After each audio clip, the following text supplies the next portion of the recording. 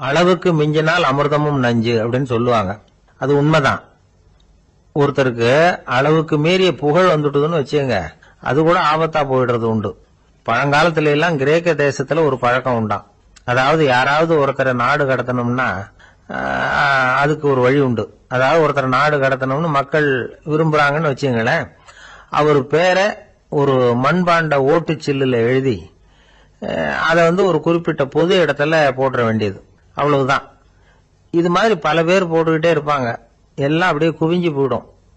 அந்த ஓட்டாஞ்சில்லு குவியல்ல யாருடைய பேர் அதிகமா இருக்குதோ அந்த நபரை ஒரு 10 ஆண்டுகள் நாடு கடத்தி விடுவாங்க. இது அந்த ஊர் வழக்கமா. ஒரு நாள் அந்த குவியலுக்கு பக்கத்துல ஒரு ஆள் நின்றுட்டு இருக்கிறான். அவன் கையில ஒரு ஓட்டாஞ்சில்லு வச்சிருக்கிறான். அதுல யாரோட பேரையோ எழுதணும், எழுதி அந்த இடத்துல போடணுங்கிறது அவன் ஆசை. ஆனா அவன் படிக்காதவன், அதனால எழுத தெரியல. யாராவது அந்த வழியா வர்றாங்களான்னு பாத்துக்கிட்டே நின்றுகிட்டு இருந்தான். ஒரு பெரியவர் வந்துகிட்டு இருந்தார். அவர்கிட்ட ஓடினான்.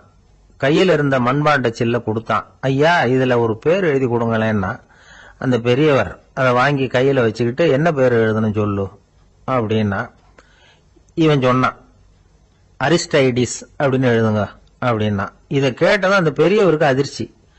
ஏன்னா அவரு தான் அரிஸ்டைடிஸ், தத்துவ மேதை அரிஸ்டைடிஸ் அவர். இருந்தாலும் நான் தான் அதுங்கிறத காட்டிக்காம அந்த ஆளுகிட்ட கேட்டார். அது சரிப்பா, அரிஸ்டைடிஸ்ங்கிற பேரை எழுத சொல்ற, அவர் உனக்கு என்ன கெடுதல் பண்ணார், அவர் பேரை இதுல எழுத சொல்றிய அப்படின்னு கேட்டிருக்கார். அதுக்கு இவன் சொன்னானா, அவர் எனக்கு எந்த கெடுதலும் பண்ணல, அவரை நான் பார்த்தது கூட இல்லை அப்படின்னு இருக்கான்.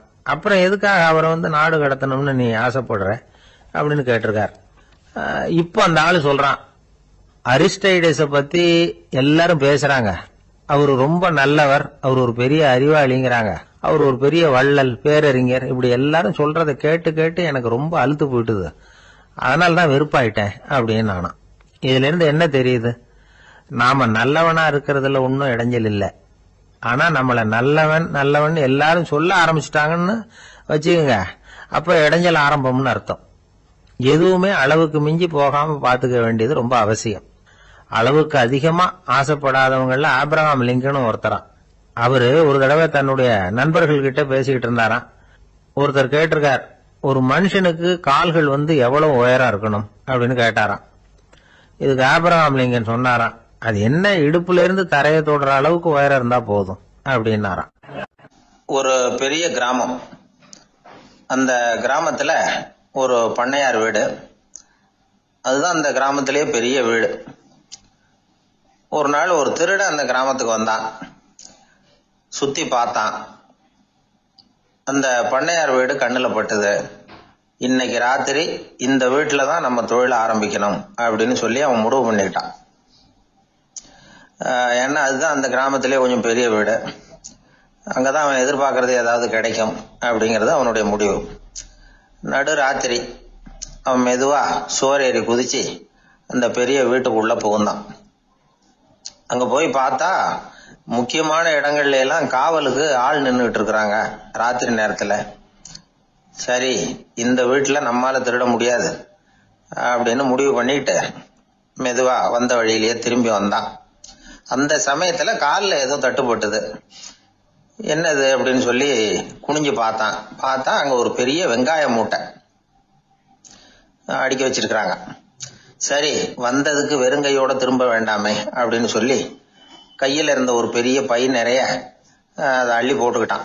வெங்காயத்தை போட்டுக்கிட்டு புறப்படுற சமயத்துல கப்புன்னு கழுத்துல ஒரு கை விழுந்தது. ஆள் மாட்டிக்கிட்டான். அதாவது காவலாளிகள் அவனை புடிச்சு வச்சுக்கிட்டாங்க. மறுநாள் காலையில அந்த திருடனை பண்ணையார் முன்னாடி கொண்டுட்டு போய் நிறுத்தினாங்க.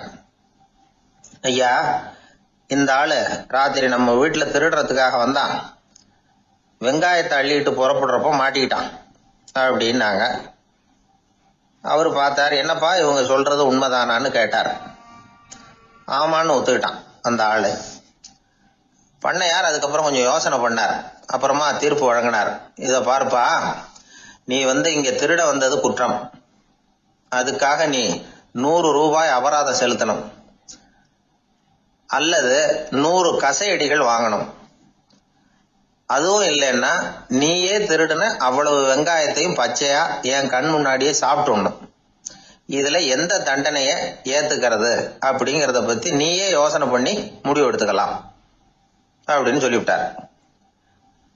அதாவது இவனே முடிவு பண்ணிக்க வேண்டியது, 100 ரூபா பணம் கட்டுறியா, இல்லது சாட்டை அடி வாங்குறியா, அல்லது வெங்காயத்தை சாப்பிடுறியா, இதுதான் அவர் கொடுத்தது, நீயே முடிவு பண்ணி சொல்லுன்னு விட்டார். திருடன் கொஞ்ச நேரம் யோசனை பண்ணி பார்த்தான். அவனுக்கு இருக்கிறதுலயே ரொம்ப சுலபமா தெரிஞ்சது இந்த வெங்காயத்தையே சாப்பிட்டுறேன்ட்டான். ஐயா நான் இந்த வெங்காயத்தையே சாப்பிட்டுறேன், அதுதான் எனக்கு கொஞ்சம் சுலபமா தெரியுதுன்னா சரின்னு விட்டார் பண்ணையார். அப்படியே எல்லாத்தையும் கொண்டு கொட்டினாங்க. ஒவ்வொன்னா எடுத்து சாப்பிட ஆரம்பிச்சான்.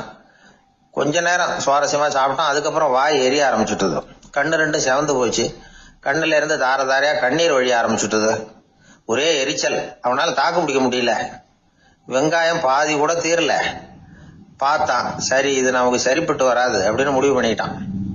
ஐயா என்னை மன்னிச்சுக்கங்க, இது என்னால முடியாது போல இருக்கு, பேசாம எனக்கு 100 ஷார்ட் ஐடியா கொடுத்துருங்க அப்படின்னா. அவரும் சரின்னார். ஷார்ட் ஐடி விழ ஆரம்பிச்சது. அதுவும் ஆரம்பத்துல ஒரு மாதிரியா இருந்தது. ஒரு 60 அடிகள் விழுற வரைக்கும் தாங்கினான். அதுக்கு மேல அவனால முடியல, தாக்கு பிடிக்க முடியல. ஐயா என்னை மன்னிச்சுக்கோங்க அப்படின்னு மறுபடியும் பண்ணையார் காலில் விழுந்தான். ஐயா இதுவும் எனக்கு சரிப்பட்டு வராது போல இருக்கு, பேசாம 100 ரூபா அபராதமே கட்டி போடுறேன் அப்படின்னா. அதே மாதிரி பணத்தை எடுத்து கொடுத்துட்டு அவன் பாட்டுக்கு போனான். இப்படி ஒரு கதை உண்டு. இந்த கதைய உலக புகழ்பெற்ற மனோதத்துவ மேதை எம் ஸ்காட் பெக் ஒரு உதாரணமா எடுத்து சொல்றார். எதுக்காக அவர் எடுத்து சொல்றாருன்னா, இந்த முடிவெடுக்கும் திறன் அப்படிங்கறத விளக்கறதுக்காக. வாழ்க்கையில முடிவெடுக்கிற திறன் நம்ம ஒவ்வொருத்தருக்கும் ரொம்ப அவசியம்.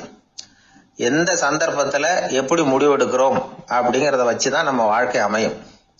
எவ்வளவுதான் பணம் இருந்தாலும் சரி, எவ்வளவுதான் படிச்சிருந்தாலும் சரி, இந்த முடிவெடுக்கிற திறன் சரியா இல்லைன்னா வாழ்க்கையில பல சறுக்கல்களை சந்திக்க வேண்டியிருக்கும். நாம முடிவுகள் எடுத்தா அந்த முடிவுகளால ஏற்படக்கூடிய விளைவுகளுக்கு நாம பொறுப்பு ஏற்க வேண்டி இருக்குமே அப்படிங்கிற பயத்தினால முடிவெடுக்கிற அதிகாரத்தை பல சமயங்கள்ல நாம மற்றவங்களுக்கு தாரவாத்து கொடுத்துடுறோம். நாமே முடிவெடுக்கக்கூடிய திறமையை வளர்த்துக்கிறது தான் ரொம்ப முக்கியம்.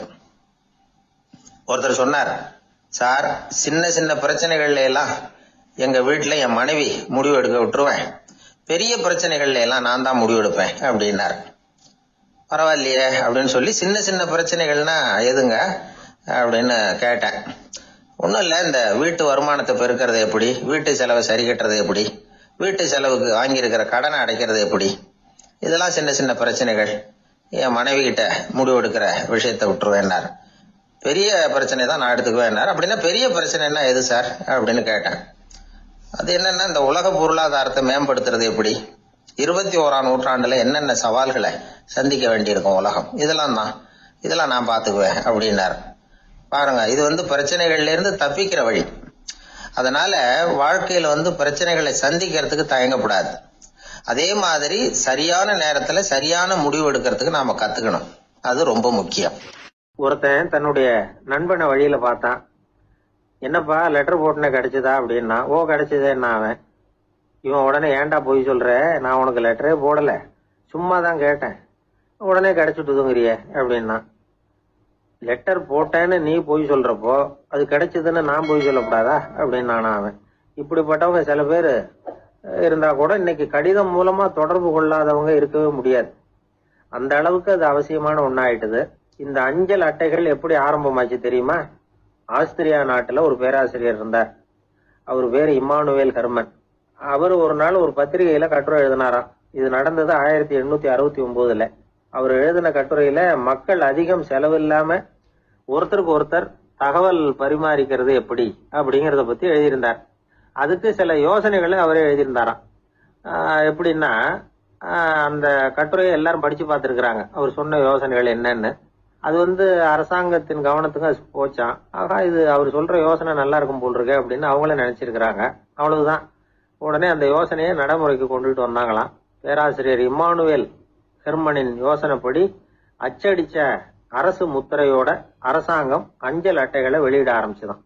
1869 அக்டோபர் 7ஆம் தேதி இது நடந்திருக்கு. உலகின் முதல் அஞ்சல் அட்டை வெளிவந்த நாள் அது. அப்பதான் அதுக்கு பேர் என்ன தெரியுமா? அதாவது கரஸ்பாண்டிங் கார்டு அப்படின்னு பேராது.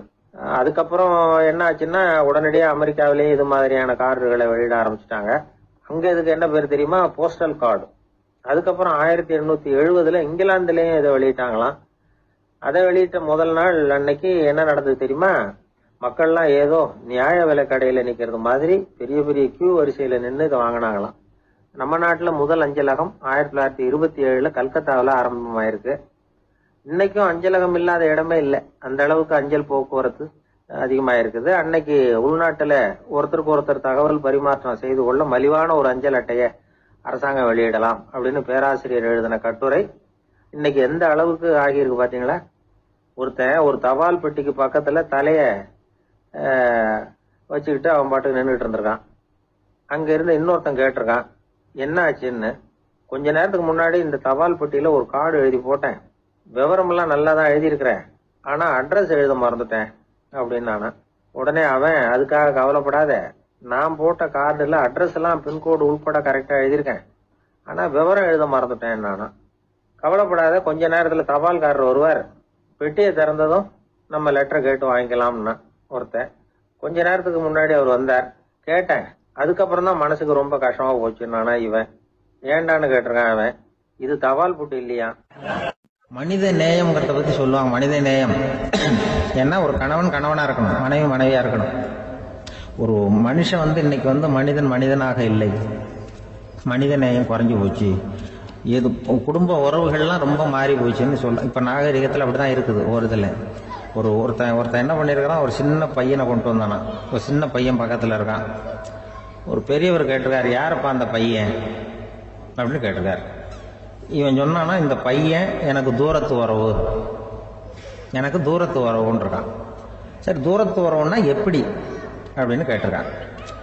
இந்த பையன் எங்க அப்பாவுக்கு 8வது புள்ள அப்படின்னு. கூட பிறந்தவனே அவ்வளவு தூரமா போயிட்டான், 8வதா பிறந்தான். அப்படி இருக்கு குடும்ப உறவுகள்ங்கிறது. மனுஷனுக்கு வேல்யூ விஞ்ஞானம் எப்படி போட்டிருக்குன்னா, ஒரு மனித உடம்புல இருக்கிற கால்சியத்தை மட்டும் தனியா எடுத்தா ஒரு சின்ன ரூமுக்கு வெள்ளை அடிக்கலாமா. ஒரு மனுஷ உடம்புல இருக்கிற பாஸ்பரஸை மட்டும் தனியா எடுத்தா ஒரு 40 நெருப்புச்சி தயார் பண்ணலாம். ஒரு மனுஷ உடம்புல இருக்கிற இந்த கொழுப்பு சத்தை மட்டும் தனியா எடுத்தா ஒரு 7 சோப்பு கட்டி தயார் பண்ணலாம். அது மாதிரி ஒரு மனுஷ உடம்புல இருக்கிற இரும்பு சத்தை மட்டும் தனியா எடுத்தா ஒரு 2 அங்குல ஆணி 2 செய்யலாம். இவ்வளவுக்கும் விலை போட்டா 42 ரூபா 50 காசு. இதுதான் மனுஷனுக்கு விஞ்ஞானம் போட்டிருக்கிற விலை. அது எப்போ அது ஒசரும்னா, அவன் மனுஷனா இருக்கிற வரைக்கும் இருக்கிறப்ப. அதுவும் செத்து போனா அதுவும் கிடையாது, செத்து போனா அதுவும் குறைஞ்சிரும். மிருகங்களுக்கெல்லாம் அப்படி இல்லை, செத்ததுக்கு அப்புறம் விலை கூடும். அங்கெல்லாம் எல்லா ஊர்லயும் பாத்தீங்கன்னா உயிர் கோழி 50 ரூபா, உரிச்ச கோழி 60 ரூபான்னு போட்டிருக்கோம். செத்ததுக்கு அப்புறம் 10 ரூபா அதிகம். மனுஷன் நீ உயிர் மனுஷன் 42 ரூபா 50 காசு, செத்ததுக்கு அப்புறம் 52 ரூபான்னா நீயே வச்சுக்கிடாது, எனக்கு இது கண்டு போட்டு. அவன் எப்ப அவனுக்கு வேல்யூ கூடும்னா, மனிதன் மனிதனாக வாழும் பொழுதுதான் வேல்யூ கூடும். குடும்பத்துல அந்த அந்த பாசத்தோட வாழணும்னு கடவுள்கிட்ட கேட்டு சொன்னாங்களே, அதுதான். இந்த சமூகம்ங்கிறதும் ஒரு பெரிய குடும்பம் தான். அதனாலதான் இந்த நாட்டுக்கு உள்ள பெருமையை எல்லாரும் ஒற்றுமையா இருந்தா எதையும் சாதிக்கலாம்ங்கிறது தான் இந்த நாட்டுக்கு உள்ள பெருமை. அப்படி நிரூபிச்சோம். அதனால சமூகம்ங்கிறதும் ஒரு குடும்பம் மாதிரி இருக்கிறது தான் பெருசு. இப்ப சில இதெல்லாம் இப்போ ஜாதி மத வேறுபாடெல்லாம் நம்முடைய முன்னேற்றத்தை தடுக்கும். விலங்குகள் நம்மளை விட மேலானது. அதான் ஒரு ஊர்ல ஒரு சிவன் கோயில் இருந்துதான். சிவன் கோயில்ல அந்த புறாவெல்லாம் வளர்ந்துகிட்டு இருந்திருக்கு. அந்த மாடத்துல, சிவன் கோயில் மாடத்துல புறாவெல்லாம் கூடி இருந்திருக்கு. உடனே அதுக்கு கும்பாபிஷேகம் பண்றதுக்காக ஊர்ல திட்டம் போட்டாங்க. சிவன் கோயிலுக்கு வெள்ளடிக்க ஆரம்பிச்சாங்க. வர்ணம் பூச ஆரம்பிச்சதும் அதுக்கு சாரம் கட்டுவாங்கல்ல, இந்த குச்சியெல்லாம் வச்சு சாரம் கட்டுவாங்க. உடனே இந்த புறாவெல்லாம் என்ன பண்ணிச்சான், இனிமே நம்ம இங்க வெள்ளை அடிக்கிறாங்க, கும்பாபிஷேகம் வருது, நம்ம இங்க குடியிருக்க முடியாது, எதிர்த்தாப்புல எங்க போகலான்னு பார்த்துருக்கு. இந்த உயரம் கோபுரத்துல இருந்த புறாவெல்லாம் எதிர்த்தாப்புல ஒரு மாதா கோயில் இருந்திருக்கு, சர்ச்சு. அங்க சில மாடங்கள்ல புறாவெல்லாம் இருக்குது, சில மாடம் இருக்கு. உடனே நம்மளாம் அங்க போயிடும் கொஞ்சம் காலத்துக்குன்னு எல்லாம் புறப்பட்டு இந்த மாதா கோயிலுக்கு போயிடுது. அங்க போனா அங்க இருக்கிற புறாவோட சேர்ந்து இதுவும் குடியிருந்துட்டு இருக்கு.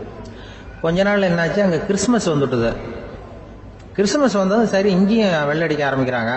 நம்ம மறுபடியும் எங்கடா போறதுன்னு பார்த்தா, அங்க இருக்கிற புறாவோட சேர்ந்து இதுவும் சேர்ந்து நேரா ஒரு பள்ளிவாசல் இருந்தது. எதுக்கு அங்க இருக்கிற மாடத்துல போய் அங்க குடியேறிட்டது எல்லாம். அங்க போனா அங்க ரமலான் மாசம் ரம்ஜானுக்காக அதையும் புதுப்பிக்க ஆரம்பிச்சாங்க. இது என்ன பண்றதுன்னு சொல்லி இந்த 3 செட்டு புறாவும் சேர்ந்து என்ன பண்ணுச்சு, எங்க போலான்னு பார்த்தா மறுபடியும் அதுக்குள்ள இந்த சிவன் கோயில்ல கும்பாபிஷேகம் முடிஞ்சு போச்சான். முடிஞ்சிருக்கு, அங்க போடுவோம் எல்லாரும் சொல்லி எல்லா புறாவும் அந்த சிவன் கோயிலுக்கு வந்துட்டுது. அங்க போய் மாடத்துல அதை குடியிருந்துட்டுது. அப்ப திடீர்னு ஒரு நாள் பார்த்தா ஒரே கலவரம் பூமியில எல்லாம் ஒருத்தனை ஒருத்தன் அருவாளை தூக்கிட்டு நிக்கிறான், குச்சி எடுத்து ஒருத்தனை சுட்டுக்கிறான், ஒரே கலவரம், சத்தம், ஒரே மத கலவரம் வந்துட்டுது ஊர்ல. அப்போ புறாவெல்லாம் மாடத்துல இருந்துகிட்டு ஒரு குஞ்சு புறா அவங்க அம்மாட்ட கேட்டுதான், இது என்ன, இந்த மனுஷனுக்கு என்ன ஆச்சு, இந்த மனுஷனுக்கு என்ன ஆச்சு, அவன் கத்தியை தூக்கிட்டு நிக்கிறானே அப்படின்னு கேட்டுதான். ஒரு குஞ்சு புறா அவங்க அம்மா கிட்ட கேட்டுதான். அம்மா புறா இப்ப அம்மா அந்த புறா சொல்லிச்சான், மனுஷனுக்கு இப்ப மதம் பிடிச்சிருக்கு, அதான் கத்தியை தூக்கிட்டு நிக்கிறான் அப்படின்னு இருக்கு. இப்ப நமக்கெல்லாம் பிடிக்கலையே அப்படின்னு தான். அப்ப அந்த புறா சொல்லிச்சான், அந்த பாருமா, நாம இந்த சிவன் கோயில்ல இருந்தாலும் நமக்கு புறான்னு தான் பேரு, இந்த மாதா கோயிலுக்கு போனாலும் நமக்கு புறான்னு தான் பேரு, பள்ளிவாசலுக்கு போனாலும் நமக்கு புறான்னு தான் பேரு. அந்த மனுஷன் அப்படி இல்லை, அவன் இங்க இருக்கிற வரைக்கும் இந்துன்னு சொல்லுவான், அங்க மாதா கோயில் இருந்தான்னா கிறிஸ்தவன்னு சொல்லுவான், பள்ளிவாசல் இருந்தான்னா முஸ்லீம்னு சொல்லுவான். அப்ப குஞ்சு புறா அது என்ன இப்படி பண்றாங்க மனுஷங்க, இப்ப அவங்கள விட நம்ம வசதி போல் இருக்க, நம்ம தேவலாம் போல் இருக்க அப்படின்னு தான் அந்த குஞ்சு புறா. அப்ப அந்த தாய் புறா சொல்லிச்சான், உண்மைதான், அதனாலதான் நம்ம மேலான இடத்துல இருக்கிறோம், அவன் கீழே நிக்கிறான் என்னமோ அப்படின்னு சொல்லிச்சான். இதுதான் அந்த குடும்பம்ங்கிறது, சமுதாயம்ங்கிறது ஒரு பெரிய குடும்பம். அது இந்த புறாகிட்டே இருந்து மனுஷன் கத்துக்க வேண்டியிருக்கு. அப்படி இருக்குது இன்னைக்கு மனுஷனுடைய நிலைமை. அதை புரிஞ்சுக்கணும். அப்படித்தான் ஒவ்வொரு இதுலயும் நாம நடந்து கொள்ள வேண்டி இருக்குது.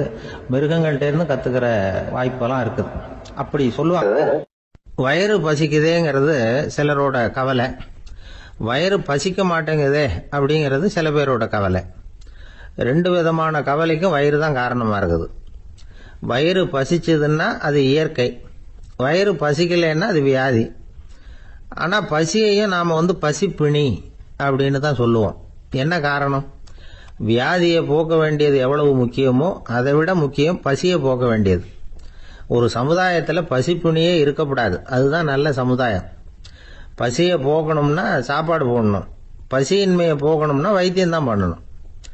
இது சம்பந்தமா எவ்வளவோ ஆராய்ச்சிகள் நடக்குது, நிறைய மருந்து கண்டுபிடிச்சிருக்கிறாங்க.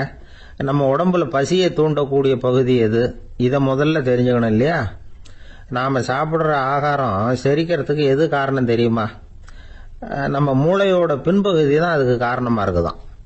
மூளையின் பின்பகுதியில நரம்பு செல்களால் ஆன 2 வகையான ஆரக்சின்கள் தான் பசியை உண்டாக்குது அப்படின்னு கண்டுபிடிச்சிருக்கிறாங்க.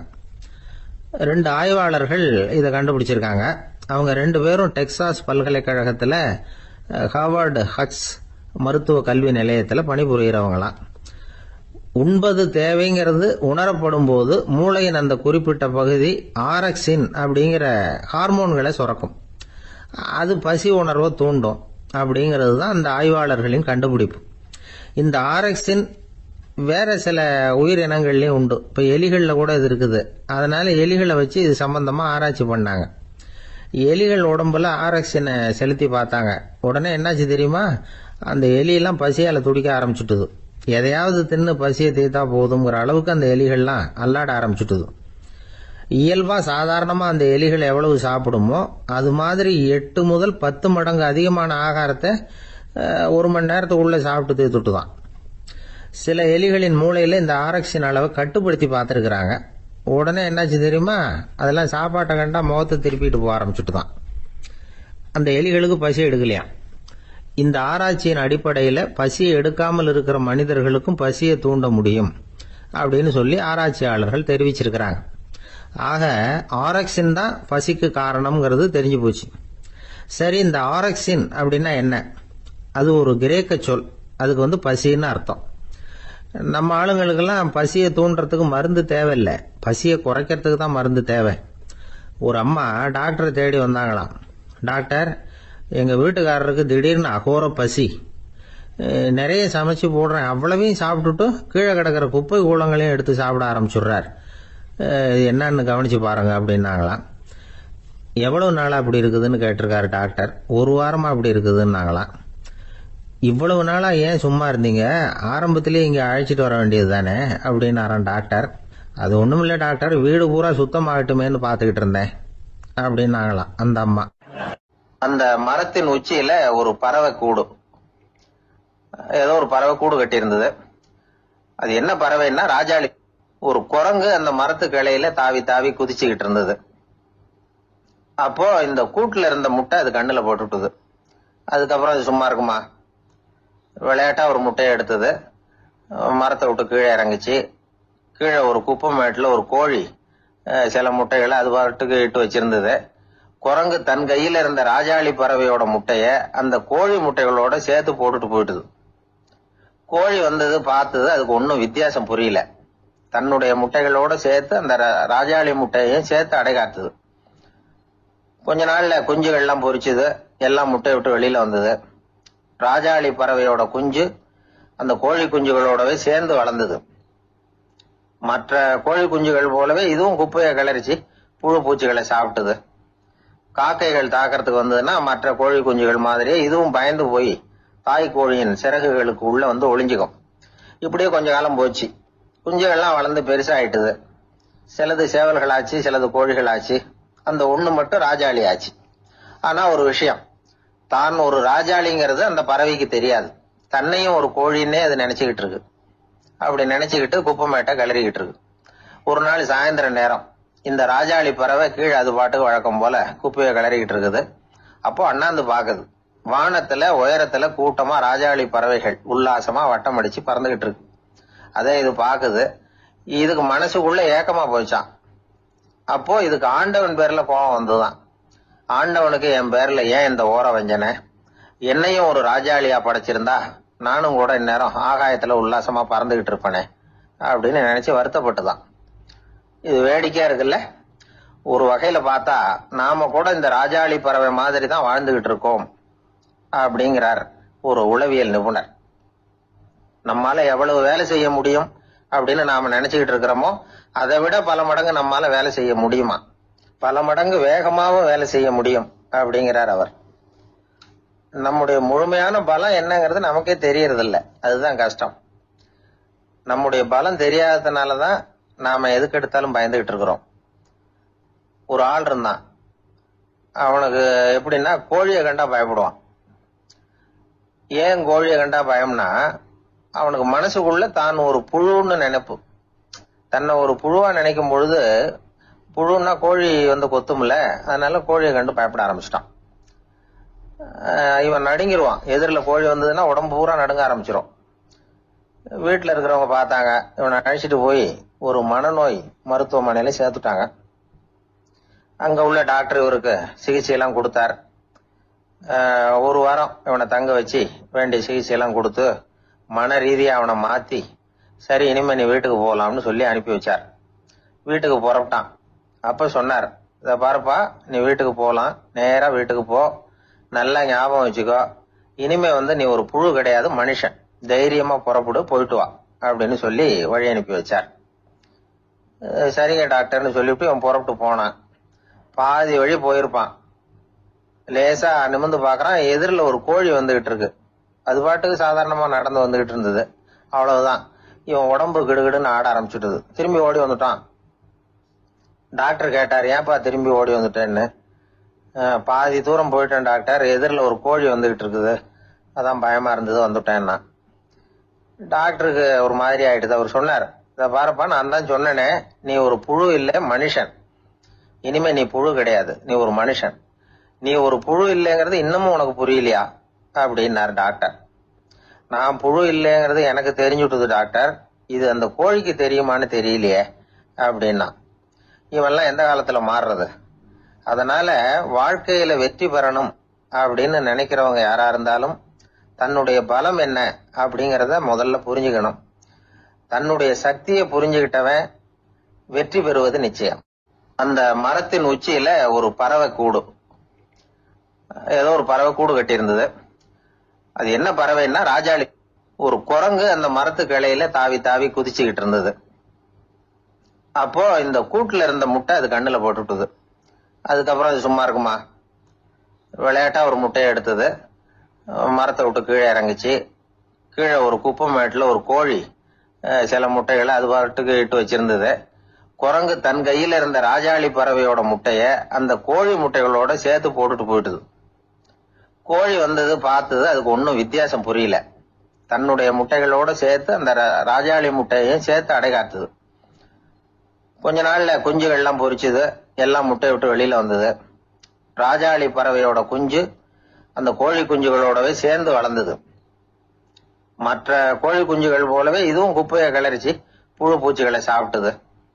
காக்கைகள் தாக்கிறதுக்கு வந்ததுன்னா மற்ற கோழி குஞ்சுகள் மாதிரியே இதுவும் பயந்து போய் தாய் கோழியின் சிறகுகளுக்கு உள்ள வந்து ஒளிஞ்சுக்கும். இப்படியே கொஞ்ச காலம் போச்சு. குஞ்சுகள்லாம் வளர்ந்து பெருசாயிட்டுது. சிலது சேவல்களாச்சு, சிலது கோழிகளாச்சு. அந்த ஒண்ணு மட்டும் ராஜாளி ஆச்சு. ஆனா ஒரு விஷயம், தான் ஒரு ராஜாளிங்கிறது அந்த பறவைக்கு தெரியாது. தன்னையும் ஒரு கோழின்னே அது நினைச்சுக்கிட்டு இருக்கு.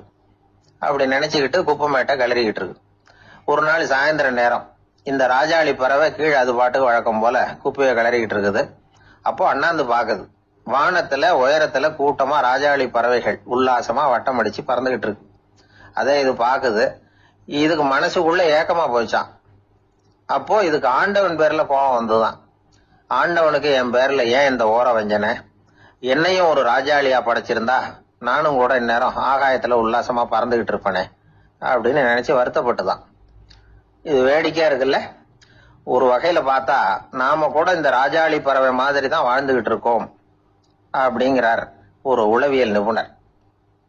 நம்மால எவ்வளவு வேலை செய்ய முடியும் அப்படின்னு நாம நினைச்சுக்கிட்டு இருக்கிறோமோ அதை விட பல மடங்கு நம்மால வேலை செய்ய முடியுமா, பல மடங்கு வேகமாவும் வேலை செய்ய முடியும் அப்படிங்கிறார் அவர். நம்முடைய முழுமையான பலம் என்னங்கிறது நமக்கே தெரியறது இல்ல. அதுதான் கஷ்டம். நம்முடைய பலம் தெரியாததுனாலதான் நாம எதுக்கு எடுத்தாலும் பயந்துகிட்டு இருக்கிறோம். ஒரு ஆள் இருந்தான். அவனுக்கு எப்படின்னா கோழியை கண்டா பயப்படுவான். ஏன் கோழியை கண்டா பயம்னா, அவனுக்கு மனசுக்குள்ள தான் ஒரு புழுன்னு நினைப்பு. தன்னை ஒரு புழுவா நினைக்கும் பொழுது, புழுன்னா கோழி வந்து கொத்தும்ல, அதனால கோழியை கண்டு பயப்பட ஆரம்பிச்சிட்டான். இவன் நடுங்கிடுவான். எதிரில் கோழி வந்ததுன்னா உடம்பு பூரா நடுங்க ஆரம்பிச்சிடும். வீட்டுல இருக்கிறவங்க பார்த்தாங்க. இவனை அழைச்சிட்டு போய் ஒரு மனநோய் மருத்துவமனையில சேர்த்துட்டாங்க. அங்க உள்ள டாக்டர் இவருக்கு சிகிச்சை எல்லாம் கொடுத்தார். ஒரு வாரம் இவனை தங்க வச்சு வேண்டிய சிகிச்சை எல்லாம் கொடுத்து மன ரீதியா அவனை மாத்தி, சரி இனிமே நீ வீட்டுக்கு போகலாம்னு சொல்லி அனுப்பி வச்சார். வீட்டுக்கு புறப்பட்டான். அப்ப சொன்னார், இத பாருப்பா, நீ வீட்டுக்கு போகலாம், நேரா வீட்டுக்கு போ, நல்லா ஞாபகம் வச்சுக்கோ, இனிமே நீ ஒரு புழு கிடையாது, மனுஷன், தைரியமா புறப்படு, போயிட்டு வா அப்படின்னு சொல்லி வழி அனுப்பி வச்சார். சரிங்க டாக்டர்னு சொல்லிவிட்டு இவன் புறப்பட்டு போனான். பாதி வழி போயிருப்பான். லேசா நிமிர்ந்து பாக்குறான், எதிரில் ஒரு கோழி வந்துகிட்டு இருக்கு. அது பாட்டுக்கு சாதாரணமா நடந்து வந்துகிட்டு இருந்தது. அவ்வளவுதான், இவன் உடம்பு கிடுகிடுன்னு ஆட ஆரம்பிச்சுட்டது. திரும்பி ஓடி வந்துட்டான். டாக்டர் கேட்டார், ஏன்பா திரும்பி ஓடி வந்துட்டேன்னு. பாதி தூரம் போயிட்டேன் டாக்டர், எதிரில் ஒரு கோழி வந்துகிட்டு இருக்குது, அதான் பயமா இருந்தது வந்துட்டேன்னா. டாக்டருக்கு ஒரு மாதிரி ஆயிடுது. அவர் சொன்னார், இத பாருப்பா, நான் தான் சொன்னேனே, நீ ஒரு புழு இல்ல, மனுஷன். இனிமே நீ புழு கிடையாது, நீ ஒரு மனுஷன். நீ ஒரு புழு இல்லைங்கிறது இன்னமும் உனக்கு புரியலையா அப்படின்னாரு டாக்டர். நான் புழு இல்லைங்கிறது எனக்கு தெரிஞ்சுட்டுது டாக்டர், இது அந்த கோழிக்கு தெரியுமான்னு தெரியலையே அப்படின்னா. இவெல்லாம் எந்த காலத்துல மாறுறது? அதனால வாழ்க்கையில வெற்றி பெறணும் அப்படின்னு நினைக்கிறவங்க யாரா இருந்தாலும் தன்னுடைய பலம் என்ன அப்படிங்கறத முதல்ல புரிஞ்சுக்கணும். தன்னுடைய சக்தியை புரிஞ்சுக்கிட்டவன் வெற்றி பெறுவது நிச்சயம். ஒரு நாள் ஒரு 10-15 பள்ளிக்கூடத்து பிள்ளைங்க தேடிட்டு வந்தாங்க.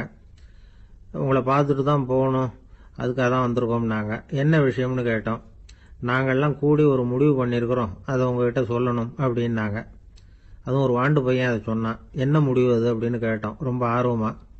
அதை இப்போ சொல்ல மாட்டோம், எங்களுக்கு பிடிக்கிற மாதிரி ஏதாவது ஒரு தகவல் சொன்னால் அதுக்கப்புறம் நாங்கள் அதை சொல்கிறோம் அப்படின்னா அந்த வாண்டு பையன். சரி, சின்ன பையன்கிட்ட இன்னைக்கு வசமாக மாட்டிக்கிட்டோம் அப்படின்னு நினச்சிக்கிட்டு அவங்களுக்கு தகுந்த மாதிரி ஒரு கதை சொல்ல ஆரம்பித்தோம்.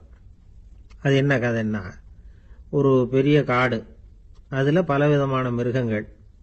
அந்த காட்டுக்கு ஒரு சிங்கம் தான் ராஜா. எப்பவும் காட்டுக்கு அது தானே ராஜா. ஒரு பெரிய யானைக்கு இது பொறுக்கலை.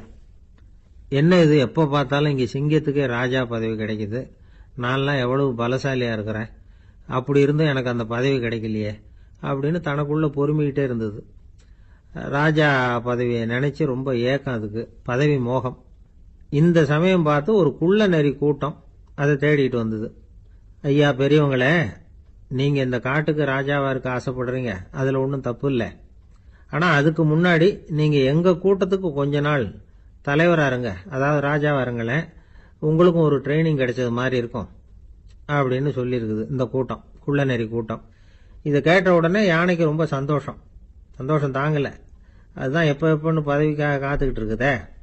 இருந்தாலும் கொஞ்சம் பிகுவோட, சரி நீங்கள்லாம் இவ்வளவு தூரம் என்ன தேடிட்டு வந்து கேட்கறதுனால மறுக்க முடியல அப்படின்னு ரொம்ப ஏதோ அவளுக்கு சிரமப்பட்டு ஒத்துக்கிறது மாதிரி ஒத்துக்கிட்டது. ஏதோ உங்க ஆசைக்கு கட்டுப்படுறேன், கொஞ்ச நாள் உங்க கூட்டத்துக்கு ராஜாவா இருக்கிறதுக்கு சம்மதிக்கிறேன் அப்படின்னுது. உடனே அந்த யானை ராஜ நட போட ஆரம்பிச்சுட்டுது. யானை சாதாரணமா நடந்தாவே எப்படி இருக்குங்கிறது நமக்கு தெரியும். அதுவே ராஜ நட நடந்தா எப்படி இருக்கும் கற்பனை பண்ணி பாருங்க. யானை முன்னாடி கம்பீரமா போய்கிட்டு இருக்குது, தலைவர் இல்லையா, அதனால குள்ள நரிகள்லாம் ரொம்ப அடக்கமா அது பின்னாடி அணிவகுத்து போயிட்டு இருக்குது. ராஜா வாழ்க, மன்னர் வாழ்க அப்படின்னு கோஷம் வேற. யானைக்கு தலைகால புரியல, அவ்வளவு சந்தோஷம். அந்த யானைக்கு செருக்கு, ஆணவம் எல்லாம் ஏற்பட்டு போச்சு. அதுக்கப்புறம் அது தரையை பார்க்குமா, நிமிர்ந்து நடக்க ஆரம்பிச்சுட்டுது. தரையை பார்க்கறதே இல்லை. அப்படி போயிட்டு இருக்கிறப்போ ஒரு சதுப்பு நிலத்துல திடீர்னு காலை வச்சுட்டுது. அவ்வளவுதான், கால் உள்ள போட்டுது. இன்னொரு காலை எடுத்து வச்சுது, அதுவும் உள்ள போட்டுது. அந்த 2 காலையும் எடுக்கிறதுக்காக அடுத்த 2 காலையும் அழுத்துச்சு, அதுவும் உள்ள போக ஆரம்பிச்சுட்டுது. இப்ப 4 காலம் வசமா சேத்துல அழுந்தி போச்சு, எடுக்க முடியல. குள்ள நரிகள்லாம் அதை சுத்தி சுத்தி வந்தது. சிலது சுத்தி நின்று டான்ஸ் ஆட ஆரம்பிச்சுட்டுது யானையை பார்த்துட்டு. இதை யானை பார்த்தது. என்ன இது தலைவர், நான் தவிச்சுக்கிட்டு இருக்கிறேன், தொண்டர்கள்லாம் சுத்தி நின்று வேடிக்கை பார்த்துக்கிட்டு இருக்கிறீங்க, டான்ஸ் ஆடுறீங்க அப்படின்னு கேட்டுதான். தொண்டர்களே, தலைவர் நான் தவிச்சுக்கிட்டு இருக்கிறது உங்களுக்கு தெரியலையா? இப்போ உடனே உங்க தலைவரை காப்பாற்ற வேண்டியது உங்க கடமை இல்லையா அப்படின்னு கத்துச்சான் அந்த யானை. குள்ள நரிகள்ல ஒண்ணு முன்னாடி நின்று அந்த யானையை பார்த்துதான், தலைவரே எங்களுக்கு ரொம்ப நாளா ஒரு ஆசை, அந்த ஆசையை நிறைவேற்றிக்கிறதுக்காகத்தான் உங்களை எங்க தலைவரா ஏத்துக்கிறோம்னு சொன்னோம் அப்படின்னு தான். என்ன ஆசைன்னு கேட்டிருக்கு யானை. யானை கறி சாப்பிட்டு பார்க்கணுங்கிறது எங்களுக்கு ரொம்ப நாளா ஆசை, அது இன்னைக்கு தான் நிறைவேற போகுது அப்படின்னு தான் அந்த நரி. இதை கேட்ட உடனே அந்த யானை அப்படியே மூர்ச்சை ஆயிட்டு தான். நரிகள்லாம் அது மேலே ஏறி குதற ஆரம்பிச்சுட்டு தான். பதவி மேல இருந்த பேராசை அந்த பலசாலியான யானையையே மாட்டி விட்டுட்டு பாத்தீங்களா அப்படின்னு சொல்லி முடிச்சோம் இந்த கதையை அந்த சின்ன பிள்ளைங்க கிட்ட. சரிங்க, இப்ப நாங்க உங்களை தேடி வந்த விஷயம் என்னங்கறத சொல்லவா அப்படின்னா ஒரு வாண்டு பையன். சீக்கிரம் சொல்லு தம்பி, சஸ்பென்ஸ் தாங்கல அப்படின்னும். அவன் மெதுவா எங்களை பார்த்து சொல்றான், எங்களுக்கு கொஞ்ச நாள் நீங்க தலைவரா இருந்தா தேவல அப்படின்னா. எது ரொம்பவும் கஷ்டமான காரியம் அப்படின்னு கேட்டார் ஒருத்தர். ஒருத்தருக்கு ஒருத்தர் சண்டை போடாம இருக்கிறது தான் ரொம்ப கஷ்டமான காரியம் அப்படின்னு தோணுது. ஒரு நாட்டுக்கும் இன்னொரு நாட்டுக்கும் சண்டை, நாட்டுக்குள்ளேயே ஒரு குரூப்புக்கும் இன்னொரு குரூப்புக்கும் சண்டை. ஏன் சண்டை போட்டுக்கிறீங்கன்னு கேட்டு பாருங்க. நாங்க சமாதானத்துக்காக தான் சண்டை போட்டுக்கிறோம் அப்படிம்பாங்க.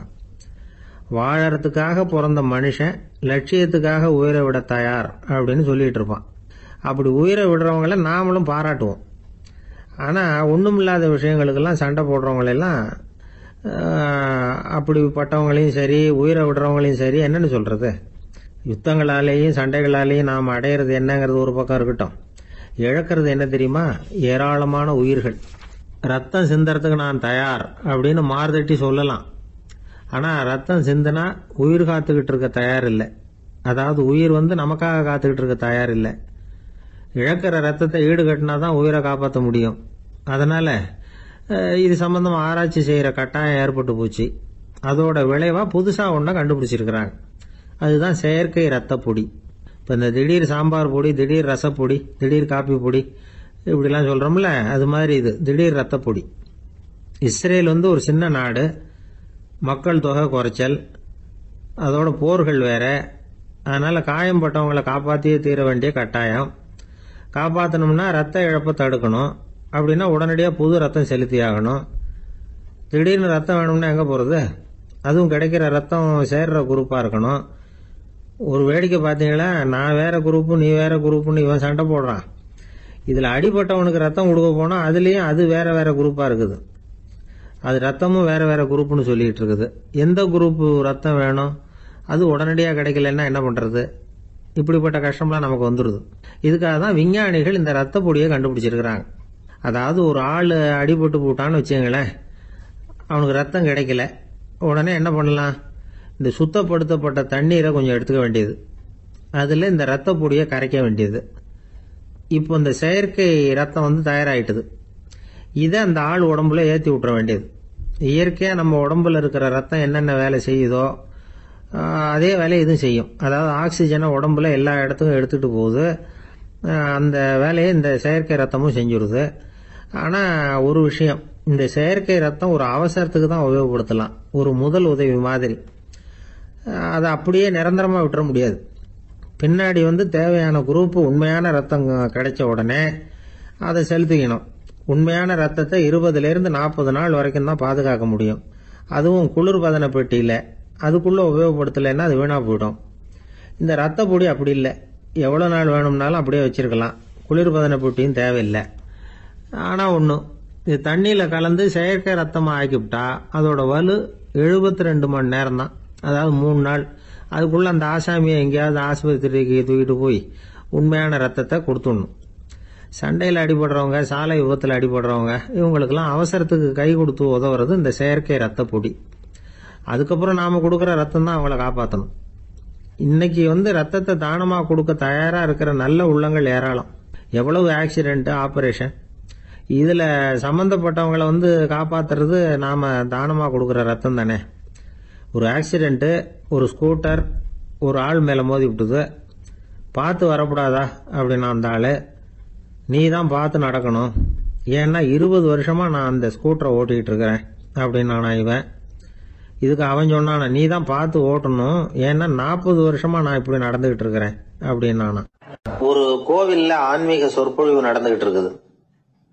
ஒரு பெரியவர் பேசிக்கிட்டு இருக்கார். கடவுளை பத்தியும் சொர்க்கத்தை பத்தியும் மனுஷனை பத்தியும் அவர் விவரமா பேசுறார். எல்லாரும் உட்கார்ந்து கேட்கறாங்க. அந்த கூட்டத்துல ஒரு தத்துவ ஞானியும் உட்கார்ந்து இருக்கிறார். அவருடைய நண்பர். பேசி முடிச்சதும் அந்த பெரியவர் மேடையை விட்டு இறங்கினார். நேரா அந்த தத்துவ ஞானிகிட்ட வந்தார். எப்படி இருந்தது என்னுடைய பேச்சு அப்படின்னு கேட்டார். நீங்க பேசினது ஒண்ணுக்கு ஒண்ணு முரண்பாடா தெரிஞ்சது அப்படின்னாரா இவரு. நான் என்ன அப்படி தப்பா பேசிவிட்டேன் அப்படின்னாரா அவரு. கடவுளை நம்புகிறவன் சொர்க்கத்துக்கு போவான்னு சொன்னீங்க, அப்புறம் நல்ல விதமா வாழறவன் சொர்க்கத்துக்கு போவான்னு சொன்னீங்க அப்படின்னாராம். இதுல என்ன முரண்பாடுன்னு கேட்டிருக்காரு அவர். இதுலதான் முரண்பாடு தெரியுது எனக்கு. அதாவது இங்க ஒருத்தன் எல்லா தப்பும் பண்ணிட்டு இருக்கிறான், அவன் கடவுளை நம்பினான்னா அவன் சொர்க்கத்துக்கு போவானா? இது என்னுடைய முதல் கேள்வி. இல்லைன்னா ஒருத்தன் எந்த தப்பும் பண்ணல, ரொம்ப ஒழுங்கா வாழ்ந்துகிட்டு இருக்கிறான், ஆனா அவன் கடவுளை நம்பல, அவன் என்ன நரகத்துக்கு தான் போவானா? கடவுள் நம்பிக்கை உள்ள ஒரு திருடன் என்ன ஆவான், எங்க போவான்? கடவுள் நம்பிக்கையே இல்லாத ஒரு நல்லவன் என்ன ஆவான், எங்க போவான்? ஒருத்தன் இங்க கடவுள் நம்பிக்கையோட வாழறது முக்கியமா அல்லது நல்லவனா வாழறது முக்கியமா? இதுதான் இவர் கேட்ட கேள்வி. இதை கேட்டதும் அந்த பெரியவர் குழம்பி போட்டார். அவர் சொன்னது நியாயம் தானே. கடவுளை நம்புறவன் தான் சொர்க்கத்துக்கு போவான்னா பேசாம கடவுளை நம்பிக்கிட்டு இந்த உலகத்துல எல்லா தப்பும் பண்ணிக்கிட்டு இருக்கலாமே. பேச்சாளர் குழப்பத்தோட வீட்டுக்கு போனார். படுத்து தூங்கினாரு. ஒரு கனவு வந்தது. கனவுல அவர் ஒரு ரயில்ல வேகமா போயிட்டு இருக்கிறார். எதிரில் உட்கார்ந்து இருக்கிறவரை பார்த்து நாம இப்ப எங்க போறோம்னு கேட்டார். சொர்க்கத்துக்கு போயிட்டு இருக்கிறோம் அப்படின்னாங்களாம். ரயில் போய் நின்னுது. இவர் இறங்கினார். இங்க கௌதம புத்தர் இருப்பார், சாக்ரட்டிஸ் இருப்பார், அவங்கள பாக்குறதுக்கு ஒரு நல்ல வாய்ப்பு அப்படின்னு நினைச்சுக்கிட்டே அங்கேயும் இங்கேயும் பார்த்தார். அங்க யாருமே இல்ல. ஒரே பாலைவனம் மாதிரி இருக்குது. பச்சை இல்ல, பசுமை இல்ல, பூக்கள் இல்ல, மரம்லாம் மொட்டையா நிக்குது. எலும்பும் தோலுமா சில முனிவர்கள் அங்கேயும் இங்கேயுமா உட்கார்ந்து இருக்கிறாங்க. இவர் அவங்க கிட்ட போய் இந்த புத்தர், சாக்ரட்டிஸ் இவங்க எல்லாம் எங்க இருக்கிறாங்கன்னு கேட்டாராம். அப்படி யாரும் இங்க இல்லையே, அவங்க எல்லாம் யாரு அப்படின்னு திருப்பி கேட்டிருக்கிறாங்க. இவருக்கு அதிர்ச்சியா போச்சு. அப்படின்னா அவங்க எங்க போயிருப்பாங்க? உடனே ரயில் நிலையத்துக்கு ஓடி வந்தார். அப்பதான் நரகத்துக்கு ஒரு ரயில் புறப்பட்டுக்கிட்டு இருந்தது அங்க இருந்து. அதுல ஏறி உட்கார்ந்தார். ரயில் வேகமா போச்சு. நரகம் நெருங்க நெருங்க காற்று குளிர்ச்சியா வீச ஆரம்பிச்சுதான். வெளியில பசுமையா இருந்துதான். அழகான மலர்கள், அழகான நீர்நிலைகள், நந்தவனங்கள், ரொம்ப அருமையா இருக்குது. ரொம்ப அங்க இருந்தவங்க எல்லாம் ரொம்ப மகிழ்ச்சியா உல்லாசமா வேற இருந்திருக்கிறாங்க. எங்க பார்த்தாலும் ஆடல் பாடல் உற்சாகம். இவரு ரயில விட்டு இறங்கினார். அவருக்கு சந்தேகம், இதுவா நரகம் அப்படின்னு விசாரிச்சிருக்காரு. ஆமா, இதுதான் நரகம்னாங்களாம். எனக்கு ஒரு சந்தேகம் இருக்காரு. என்னன்னு கேட்டிருக்காங்க. கௌதம புத்தரும் சாக்ரட்டிஸும் லாவோஸும் இவங்க மாதிரி இன்னும் பல பேரும் கடவுள் நம்பிக்கை இல்லாதவங்க, அவங்க எல்லாம் இங்க இருக்கிறாங்களா அப்படிங்கறதுதான் என்னுடைய சந்தேகம் அப்படின்னாரா. இப்ப அவங்க சொல்லியிருக்கிறாங்க, இப்ப நீங்க பாக்குறீங்களே பசுமையும் பச்சை பயிர்களும் ஆடல் பாடல்களும் அழகிய மலர்களும், இது எல்லாமே கௌதம புத்தரும் சாக்ரட்டிஸும் அது மாதிரி மகான்களும் இங்க வர ஆரம்பிச்ச பிறகுதான் உண்டாக ஆரம்பிச்சது. இந்த பிரதேசத்தை அவங்க அப்படியே மாத்திவிட்டாங்க. இப்போலாம் இங்க இருக்கிறவங்க யாரும் சொர்க்கத்துக்கு போறதுக்கே ஆசைப்படுறது இல்ல அப்படின்னாங்களாம். இந்த அதிர்ச்சியிலேயே அந்த பெரியவர் கனவு கலைஞ்சி முழிச்சுக்கிட்டார்.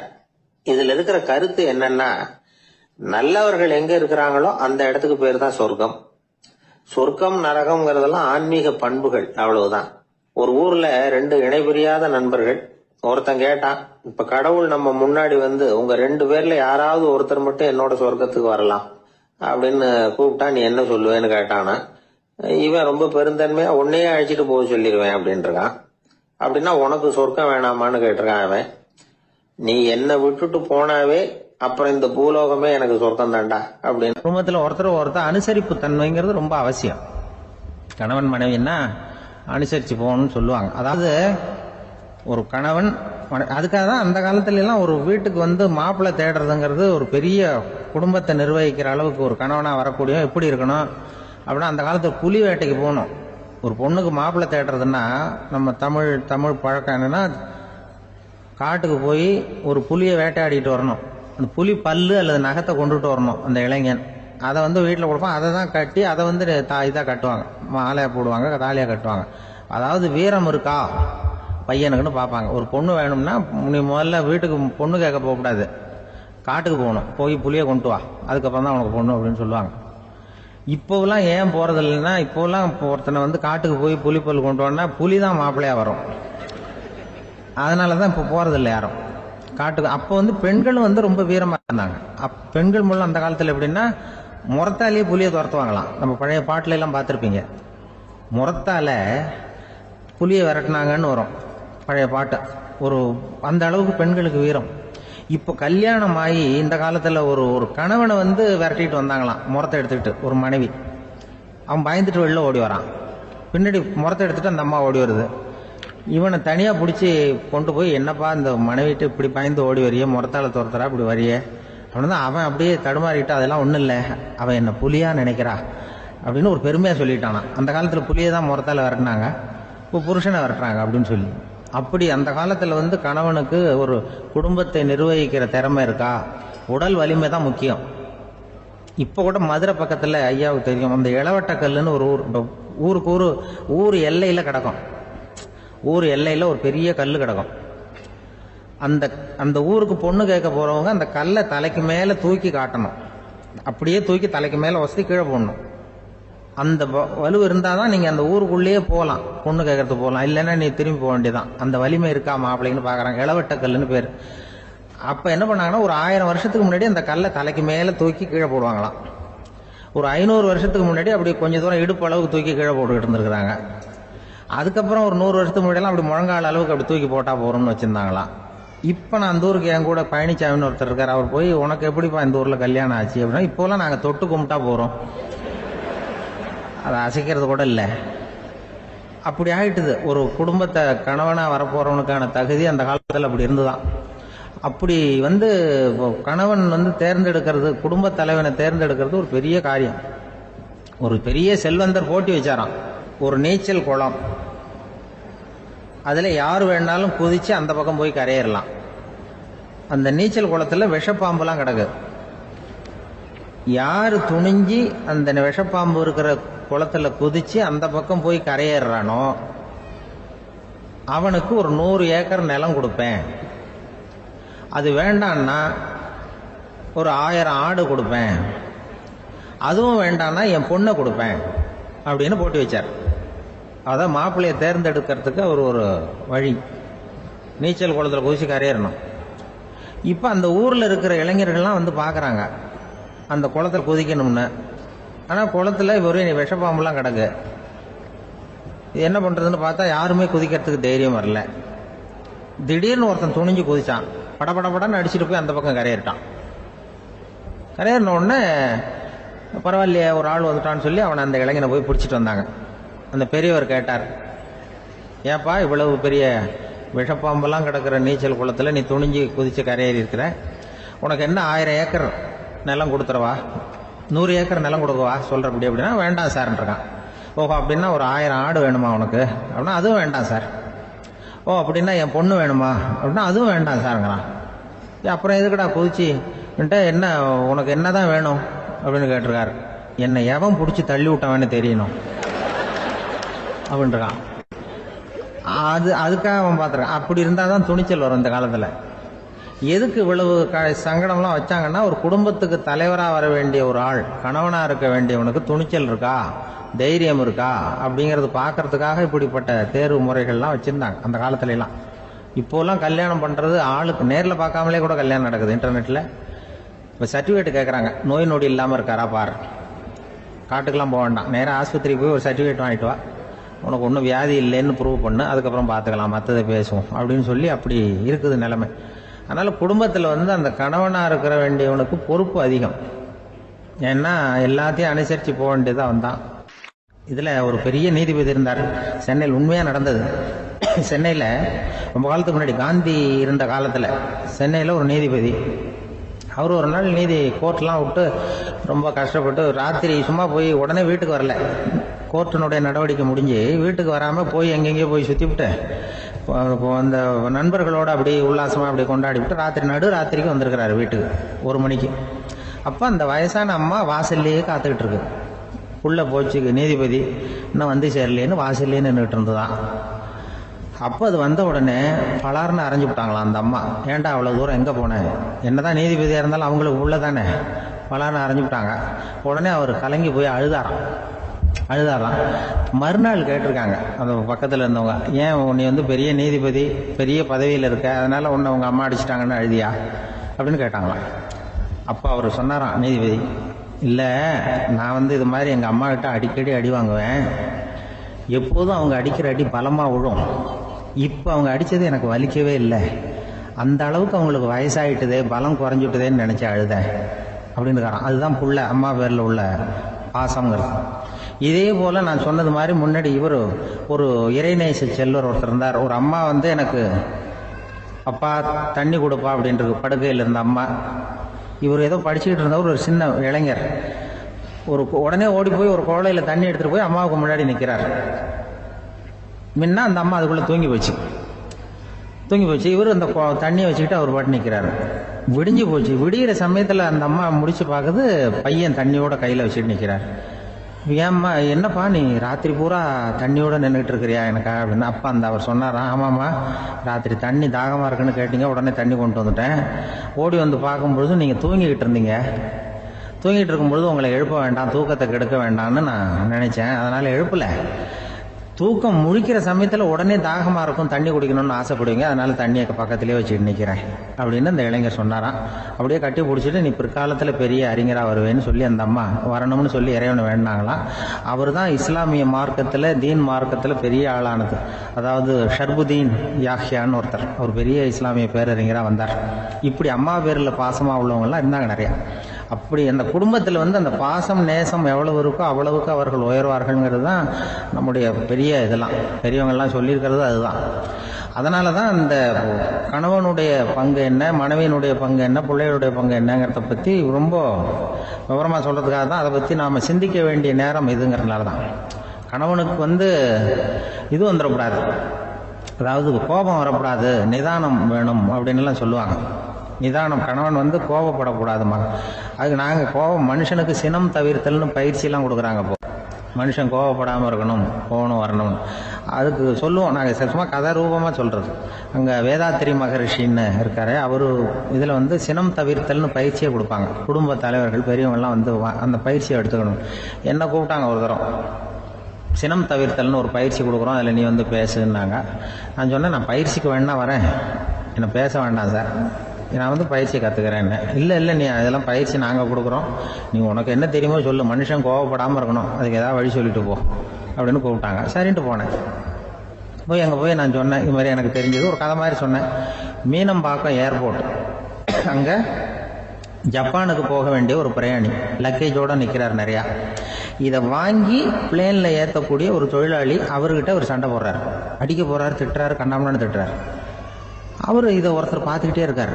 அந்த சினம் தவிர்த்தல் பயிற்சி கொடுக்குற பேராசிரியர் ஒருத்தர் பார்த்துக்கிட்டே இருக்கார். இது எப்படி இவன் இந்த ஆள் அவ்வளவு கோபமாக அடிக்க போகிறான், திட்டுறான் அந்த பெரிய மனுஷன், இவர் பதிலுக்கு அவர் திட்டவே இல்லையே. கோபம் அந்த தொழிலாளி சிரிச்சுக்கிட்டே சரி சார் சரி சார் அப்படின்னுட்டே இருக்கான். இவர் லக்கேஜை வாங்கி பிளேனில் ஏற்றுற தொழிலாளி இப்போ கண்ணாவுடனே அடிக்க போகிறான், திட்டுறான், முகம் செவந்து போச்சு. இவருக்கு என்ன ஆச்சரியம்னா இந்த ஆள் இவ்வளவு கோவப்படுறான், அதை வாங்கி அந்த தொழிலாளி கொஞ்சம் கூட முகத்தில் கோபமே படலையே, சிரிச்ச முகத்தோடு இருக்கானே, இவன் நமக்கு பயிற்சி வகுப்பு எடுக்கலாம் போல இருக்க அப்படின்னு இவர் நினச்சிட்டார். ரொம்ப நேரம் அவர் கத்திக்கிட்டு இருந்தார். சரி சார் சரி சார்ன்ட்டு அதை வாங்கிட்டு அவர் போயிட்டார். போனதுக்கப்புறம் அவர் இந்த ஆள் அப்புறம் பிளேன் வந்தது, ஏறி அவர் போயிட்டார், ஜப்பானுக்கு போயிட்டார். அதுக்கப்புறம் இந்த சினம் தவிர்த்தல் பேராசிரியர் ஓடி போய் அந்த தொழிலாளியை பிடிச்சி கொண்டு வந்தார். இந்த பாருப்பா, நான் காலையிலேருந்து பார்த்துக்கிட்டு இருக்கேன், அந்த ஆள் உன்னை அடிக்க வந்தான், திட்ட வந்தான், இவ்வளவு கோவப்படுறான், உனக்கு பதிலுக்கு நீ கோவமே படலையே, உனக்கு கோவமே வராதா, அது எப்படி நீ சினம் தவிர்க்கிறது, எப்படி உனக்கு கோவமே வரலையா அப்படின்னு கேட்டிருக்காரு.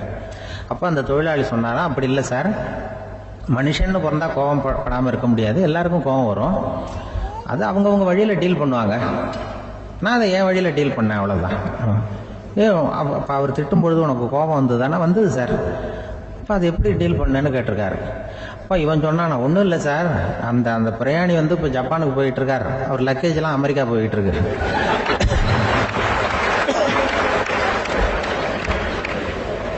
இதுக்கு நாம எதுக்கு சார் அனாவசியமாக அவன்கிட்ட போய் சண்டை போட்டுக்கிட்டேன், அப்படி மாற்றி ஏற்றி விட்டா அவன் போய் பார்த்துக்கிறான் எங்கேயாவது. அதுதான் நான் சினம் தவிர்க்கிற வழி அவன் சொன்னாரான். உடனே இதை தான் எனக்கு தெரிஞ்சது கோபம் வராமல் இருக்கிறதுன்னு அங்கே பேசினேன் அந்த கூட்டத்தில். அதுக்கப்புறம் இன்ன வரைக்கும் அவங்க கூப்பிடுறதே இல்லை என்ன. ஏன்னா நாங்கள் முறையாக ஒருத்தன் கோவப்படாமல் இருக்கிறதுக்கு என்ன வழின்னு சொல்லி கொடுத்துட்டு இருக்கிறோம், நீ இப்படி பண்ணுறியப்பா அப்படின்னு சொல்லி. ஒரு அம்மா சொல்லுது, அதாவது கணவன் மனைவியாக இருந்துட்டு அப்புறம் விவாகரத்து வாங்கிட்டு அதுக்கப்புறம் அந்த அம்மா பேசுகிறத நேற்று தொலைக்காட்சியில் போட்டாங்க. அது என்ன சொல்லுதுன்னா, நாங்கள் கணவனும் மனைவியாக இருக்கிறப்போ எங்களுக்குள்ள சண்டை வந்துக்கிட்டு இருந்தது, இப்போ விவாகரத்து வாங்கிட்டு இப்போ நண்பர்களாக இருக்கிறோம், இப்போ சண்டையே வர்றதில்லை எங்களுக்குள்ள. அப்படி பாருங்க, கணவன் மனைவியாக இருந்தப்போ சண்டை வந்து தான், விவாகரத்து வாங்கினது மறுபடியும் நாங்கள் நல்லபடியாக தான் இருக்கிறோம், ஒன்றும் எங்களுக்கு சண்டை வரல. அப்படி இருக்குது இப்போ காலம் போய்கிட்டு இருக்கு. நேற்று அப்படி ஒரு இது என் கூட வேலை பார்க்குறப்போ ஒரு அம்மா இருந்தாங்க, அவங்க எப்போதும் அவங்க வீட்டுக்காரர் படத்தையே வச்சுருப்பாங்க, கையில் பத்திரமா வச்சுருப்பாங்க, அவ்வளவு மரியாதை மதிப்புன்னு சொல்லி நாங்கள்லாம் அவங்கள பெருசாக நினைப்போம்.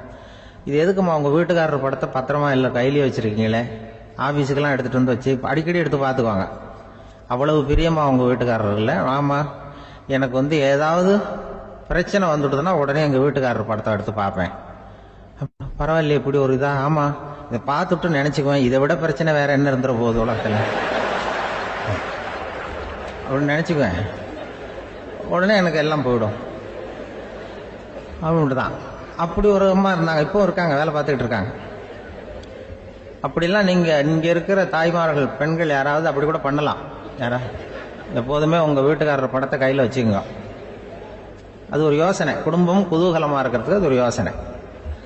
அதே மாதிரி இவங்களும் அவங்க படத்தை வச்சுக்கலாம், வச்சுக்கிட்டு பிரச்சனை வரும்போது பார்த்துக்கணும், இதை விட நமக்கு என்ன வந்துட போகுது பெருசா அப்படி. அப்படி தான் இருக்கணும். குடும்பம் நல்லபடியாக இருக்கணும்னா அதுக்கு இப்போ சொல்லுவாங்க, கடவுளே ஒரு வீட்டு கணவன் வீட்டு தலைவர் கனவுல வந்தாராம். கடவுள் இது மாதிரி உன்னை விட்டுட்டு உங்கள் குடும்பத்தை உன்னையெல்லாம் விட்டுட்டு போக போகிறேன்னா, அதனால் ஏதாவது வரம் வேணும்னா கேட்டு போய் வாங்கிக்கோ அப்படின்னு கடவுள் சொன்னாராம் இந்த குடும்ப தலைவர்கிட்ட. அவருக்கு என்ன கேட்குறதுன்னு புரியல. கடவுள் விட்டுட்டு போகிறேங்கிறாரு, ஏதாவது வரம் கேட்டுக்கோ அப்படின்னு நம்ம என்ன பண்ணுறது, என்ன கேட்குறதுன்னு ஒன்றும் புரியல, குழம்பிக்கிட்டு இருந்தான் அந்த ஆள் கனவுல.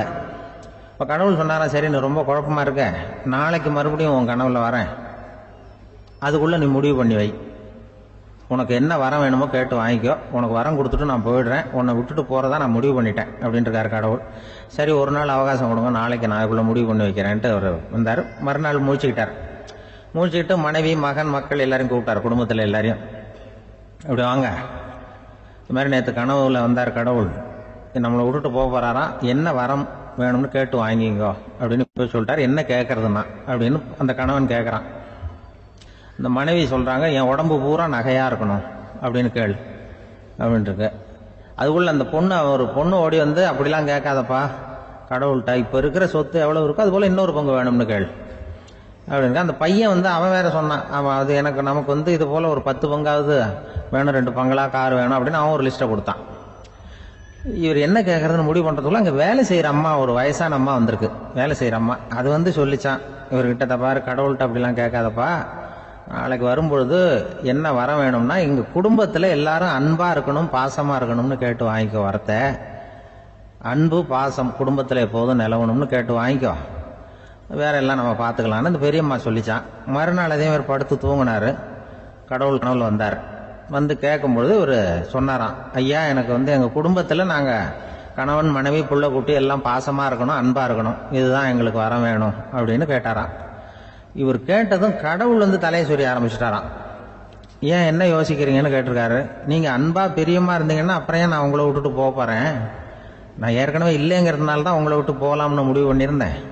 இப்போ நீங்கள் ஏற்கனவே பாசமாக இருந்தீங்கன்னா நான் இனிமேல் போக மாட்டேன், அதனால் ஏன் முடிவை மாற்றிக்க வேண்டியதுதான், உங்கள் கூட தான் இருக்க போகிறேன்னாராம். இப்படி ஒரு கதை சொல்லுவாங்க. அதனால் ஒரு குடும்பத்தில் அந்தந்த உறவு முறைகள் சரியாக இருக்கிற வரைக்கும் எல்லாம் நல்லாயிருக்கும். அங்கே தான் இறைவன் வாழும் இல்லம்ங்கிறாங்களே, அதுதான் அது. அதில் அந்த குடும்ப தலைவருங்கிறவர் கணவன் அப்படிங்கிறதுனால அவருக்கு தான் பொறுப்பு. அவருக்கு நிறைய சகிப்புத்தன்மை வேணும், கோபம் வரக்கூடாது, யார் என்ன சொன்னாலும் போனோம். சில கணவன்மார்கள் வந்து எது சொன்னாலும் மனைவி வந்து தட்டுறதில்லை. அங்கே போனால் போவாங்க, எதுக்கு போக சொல்கிறேன்னு கேட்கறதில்ல, போகிறது. இங்கே வான்னா வர்றது. திருவள்ளூர் மனைவி இருந்தாருன்னு சொல்கிறாங்கல்ல, அது மாதிரி. அது எப்படின்னா ஒருத்தர் சொன்னார், அது அப்படி இல்லை, அதுக்கு ஒரு கதை சொன்னார். ஹிட்லர் வந்து வந்தாராம் ஒரு தடவை, ஒரு பெரிய கப்பல் மேலே, கப்பலுடைய மேல் தளத்தில் ஹிட்லர் வந்துகிட்டு இருக்கார். ஒரு இங்கிலீஷ் கேப்டன் எதிரில் நிற்கிறான். அவனுக்கு பெரிய ஆச்சரியம், இந்த ஆள் எப்படி இப்படி ஒரு தனி மனிதனாக இருந்துக்கிட்டு உலகத்தையே இப்படி இந்த பாடுபடுத்துறாரு அப்படின்னு சொல்லி, உன்னுடைய வெற்றிக்கு என்ன காரணம்னு கேட்டாராம் அந்த இங்கிலீஷ் கேப்டன். இப்போ ஹிட்லர் சொன்னாராம், என்னுடைய வெற்றிக்கு காரணம் என்கிட்ட வேலை செய்கிற ஊழியர்கள். நான் கிழிச்ச கோட்டை தாண்ட மாட்டாங்க, நான் என்ன சொல்கிறேனோ அதை உடனே செய்வாங்க, ஏன் எதுக்குன்னு எதிர்த்து பேச மாட்டாங்க, அதுதான் என்னுடைய வெற்றிக்கு காரணம் அப்படின்னு சொல்லி அதை நிரூபித்து காட்டுறேன் பார் அப்படின்னு சொல்லி கையை தட்டினாராம் ஹிட்லர். உடனே ஒரு சிப்பாய் அங்கேருந்து வந்து லெஃப்ட் ரைட் போட்டு வந்து சல்யூட் பண்ணி நின்னான். உடனே ஹிட்லர் சொன்னார், நீ அப்படியே இந்த கப்பல் மேல் தளத்துலேருந்து அப்படி கடலில் வந்து செத்து போடா அப்படின்னு பொத்துன்னு குதிச்சுட்டான். எதுக்கு சொல்கிறேன் என்ன இதில், உடனே குதிச்சு செத்து போட்டான். இவருக்கு பெரிய ஆச்சரியம் கேப்டனுக்கு. ஹிட்லர் சொன்னார், இதுதான் என்னோட வெற்றிக்கு காரணம், தப்பார் இன்னொருத்தனை கூப்பிட்றேன் அப்படின்னு தட்டினா இந்த பக்கத்துலேருந்து ஒருத்தன் வந்தான், லெஃப்ட் ரைட் வந்து நின்னா, நீ இப்படி குதிச்சு செத்து போடா அப்படின்னு பொத்துன்னு குதிச்சுட்டான். எதுக்கு போக சொல்கிறீங்கன்னு ஒன்றுமே கேட்கல, குதினா உடனே குதிச்சுட்டான். அப்போ ஹிட்லர் சொன்னார், இதே மாதிரி என்னுடைய ஒவ்வொரு ஊழியர்களும் இருக்கிறாங்க, நானும் ஊழியர்களை இழக்கிறதுக்கு தயாராக இல்லை, தப்பாருக்கு தயாராக இருப்பேன் எப்போதும், தப்பார் இன்னொருத்தர் தட்டுறேன்னு இன்னொருத்தர் வந்தார். எதிர்த்தாவில் இருந்து ஒருத்தன் லெஃப்ட் ரைட் சல்யூட் அடிச்சான். நீயும் குதிச்சு செத்து போடான்ருக்காரு ஹிட்லர். இவனால் பொறுக்க முடியல, இந்த இங்கிலீஷ் கேப்டன் அனாவசியமாக ஒவ்வொருத்தனா குதிச்சுட்றானேன்னு சொல்லி ஓடி போய் அவனை குதிச்சிட்டான். குதிக்கிறதுக்கு முன்னாடி பிடிச்சி தனியாக எடுத்துகிட்டு போட்டான். தனியாக எடுத்துகிட்டு போய் அந்த சிப்பாய்கிட்ட கேட்டாரான் அந்த இங்கிலீஷ் கேப்டன், ஏன்ப்பா அந்த ஆள் குதிக்க சொல்கிறான்னா நீ ஏன் எதுக்குன்னு கேட்கறது இல்லையா, உடனே குதிச்சு செத்து போறீங்களே, இதெல்லாம் என்ன அநியாயம் அப்படின்ட்டு இருக்கான் அந்த இங்கிலீஷ் கேப்டன் கையை பிடிச்சிக்கிட்டு. உடனே அந்த சிப்பாய்க்கு கோவம் வந்துட்டு தான், உடையா கையை, இவன்ட்ட வேலை பார்க்கறத விட உழுந்து செத்து போகலாம் நான் குதிக்கிறான், என்ன அனாவசியமா எதுக்கே இருக்க சொல்றேன் அப்படின்னு சொல்லி குதிச்சுட்டானா. அதனால இந்த உடனே சொல்றதை செய்யறாங்க பாருங்க, அவங்கள நம்பக்கூடாது. கணவன்மார்களுக்கு ஒரு எச்சரிக்கை, சொல்றத உடனே செஞ்சிருவாங்க மனைவி, நீ அங்கே போனா போவாங்க வரணும் அந்த ஹிட்லர் மாதிரி நினைக்கிறாங்கன்னு அர்த்தம். இதுகிட்ட பேசிக்கிட்டு இருக்கிறத விட சொல்றதை செஞ்சுட்டு போடுவோமே, அப்படி சமாளிக்கிற கணவன்மார்கள் உண்டு. குடும்பத்தில் வந்து அப்படிலாம் இருந்து சமாளிக்கிறாங்க. இந்த உலகத்துல எத்தனை வகையான மனிதர்கள் இருக்கிறாங்க, ஒவ்வொரு மனிதனுமே ஒவ்வொரு வகை அப்படிங்கிறாங்க விஞ்ஞானிகள். மனிதர்களை 3 வகையா பிரிக்கலாம் அப்படின்னு சொல்றாங்க மெய்ஞானிகள். இவங்களை பத்திலாம் ஏற்கனவே நாம பேசியிருக்கிறோம். இப்ப டாக்டர் எட்வர்டு பேட்ச் அப்படிங்கிற நிபுணர் என்ன சொல்றாரு தெரியுமா, மனிதர்களை 7 வகையா பிரிக்கலாம்ங்கிறார். மனிதர்களின் மனநிலை அடிப்படையில அவங்களை 7 விதமா வகைப்படுத்துறார் அவர். சரி, அது என்ன 7 வகை? முதல் வகை என்னன்னா பயந்த குணம் உள்ளவங்க. சார் ரொம்ப பயந்த சுபாவம், வீட்டுல கூட வாயே திறக்க மாட்டார், சாப்பிட போறப்ப மட்டும்தான் கொஞ்சம் வாயை திறப்பார், அப்புறம் மூடிக்குவார் அப்படின்னு சில பேரை பத்தி நாம பேசிக்கிறது உண்டு. இவங்கெல்லாம் இந்த வகை, அதாவது பயந்த குணம் உள்ளவர்கள் அப்படிங்கிற முதல் வகை. சரி, 2வது வகை என்னன்னா சஞ்சலப்படுகிறவர்கள், எதுக்கு எடுத்தாலும் கலக்கம் குழப்பம், இப்படியே காலம் தள்ளிட்டு இருப்பாங்க, பல பேர் பார்த்திருப்பீங்க, அவங்கெல்லாம் இந்த வகை. 3வது வகை என்னன்னா யதார்த்த உலகை மறந்து கற்பனை உலகத்திலேயே மிதக்கிறவங்க, இளைஞர்கள் கவிஞர்கள், இப்படி பல பேர் இருக்கிறாங்க. எப்ப பார்த்தாலும் கற்பனை உலகத்திலேயே மிதந்துகிட்டு இருப்பாங்க. கிட்டத்துல போய் என்னங்க ஒரு மாதிரியா இருக்கிறீங்க அப்படின்னு கேட்டு பாருங்க. அவங்களெல்லாம் ஏதோ ஒரு அற்ப புழுவை பாக்குறது மாதிரி அவங்கள பார்ப்பாங்க. அதுவும் அந்த வானத்து நிலாவை பாருங்கள், அது என்னை வா வான்னு கூப்பிடுது, எனக்கு சீக்கிரத்துல ஒரு நாள் சிறகுகள் முளைக்கும், சிறகடித்து வானத்துல பறந்து போவேன், அந்த செல்ல நிலாவை கொஞ்சிவிட்டு வருவேன், இப்படி எல்லாம் பேசிட்டு இருப்பாங்க. கொஞ்சிறது அப்புறம் இருக்கட்டும், இப்ப கஞ்சிக்கு வழிய பாருப்பா அப்படின்னா அதை காதுல வாங்க மாட்டாங்க. நாம ஏதோ இந்த உலகத்தை அனுபவிக்க தெரியாதவர்கள் மாதிரி நம்மளை அவங்க கவனிப்பாங்க. இப்படி ஒரு ரகம். 4வது வகை மனிதர்கள் எப்படின்னா, இவங்க தனிமை உணர்வு மிக்கவர்கள். இவங்க மற்றவங்களோட இயல்பா நெருங்கி பழகிறது இல்ல, தான் உண்டு தன்னுடைய வேலை உண்டுன்னு இருந்துட்டு போறவங்க. அடுத்த வீட்டுல இருக்கிறவர் யார் அப்படின்னு கேட்டா கூட அடுத்த வீடுன்னு ஒண்ணு இருக்கா அப்படிங்கறது மாதிரி நம்ம முகத்தை பார்ப்பாங்க. அவங்க கிட்ட மேற்கொண்டு நாம என்னத்தை பேச முடியும்? இப்படி ஒரு வகை. 5வது வகை மனிதர்கள் எப்படின்னா, இவங்க மத்தவங்க செல்வாக்குக்கு உட்பட மறுப்பவர்கள். அடுத்தவங்களோட செல்வாக்குக்கு இவங்க ஆட்படுறதில்ல. நான் யார் தெரியுமான்னு கேட்டா அதை தெரிஞ்சுட்டு எனக்கு என்ன ஆக போகுதும்பாங்க. இவங்கெல்லாம் அந்த ரகம். 6வது வகை மனிதர்கள் எப்பவும் எதுலையும் பற்று இல்லாம இருக்கிறவங்க. இது ஒரு துறவு மனப்பான்மை. இயல்பாவே சில பேர் இப்படி உண்டு, அவங்களுக்கு எதுலயும் ஒரு ஈடுபாடு இருக்காது. அப்படிப்பட்டவங்க எல்லாம் 6வது வகை. 7வது வகை மனிதர்கள் மத்தவங்க கவலைய தன்னுடையதா ஆக்கிக்கிட்டு கவலைப்படுறவங்க. இவங்கெல்லாம் மகாத்மாக்கள். தாம் வேறு அடுத்தவங்க வேறு அப்படிங்கிற எண்ணம் இவங்களுக்கு வர்றதில்லை. அதனால அடுத்தவங்களுக்கு ஒரு துன்பம் வந்ததுன்னா இவங்களால சும்மா இருக்க முடியறதில்லை.